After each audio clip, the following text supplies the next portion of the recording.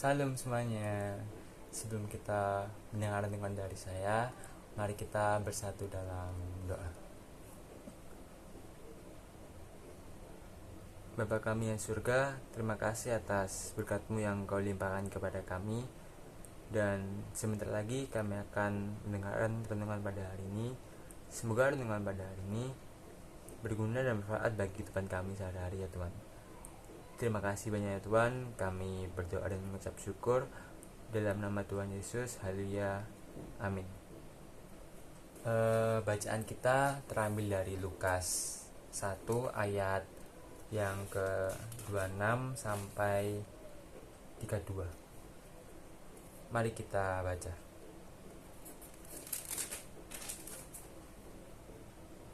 Pemberitahuan tentang kelahiran Yesus.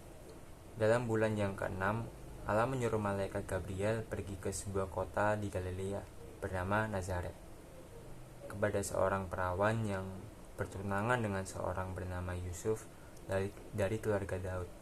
Nama perawan itu Maria.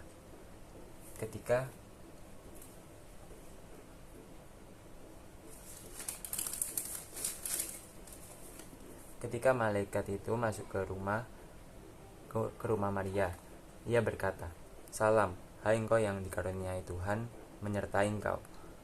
Maria terkejut mendengarkan perkataannya itu, lalu bertanya di dalam hatinya, "Apakah arti salam itu?"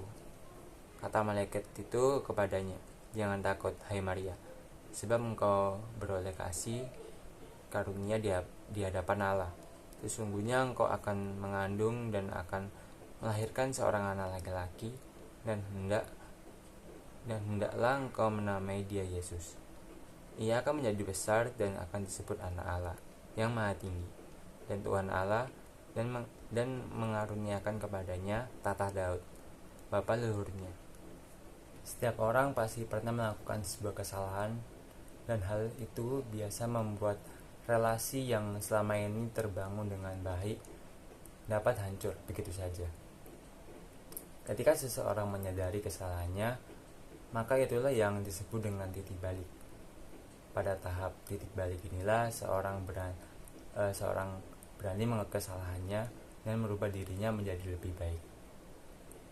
Injil hari ini juga berbicara tentang titik balik yang dialami oleh dunia. Dari dunia yang dipenuhi dosa menjadi dunia yang tertebus.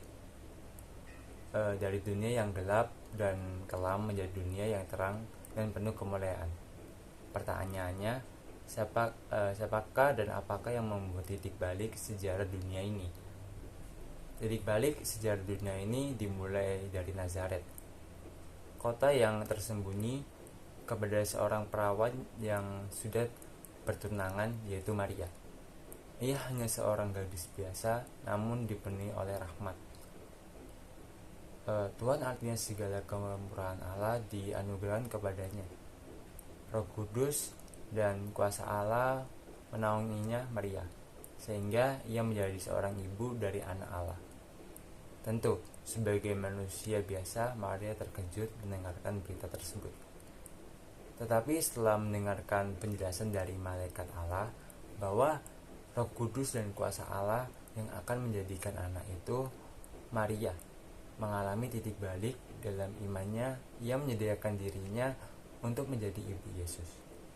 Seperti Maria yang melahirkan Yesus Kristus ke dalam dunia, kita pun dipanggil untuk melahirkan Kristus dalam kehidupan kita, agar dunia diselamatkannya.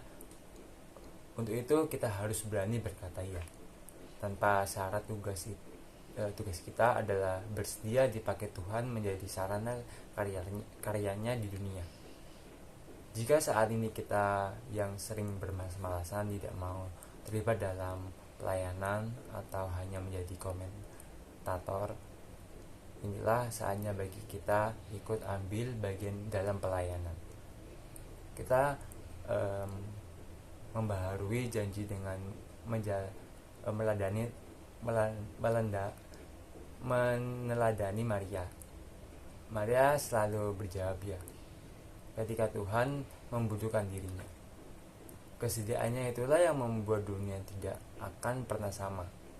Selamat mempersiapkan diri menyambut melahirkan Yesus Kristus dalam hidup kita, khususnya di lingkungan persekutuan kita, agar semangat patung gilang Kang Nyawiji senantiasa nyata di tengah kita.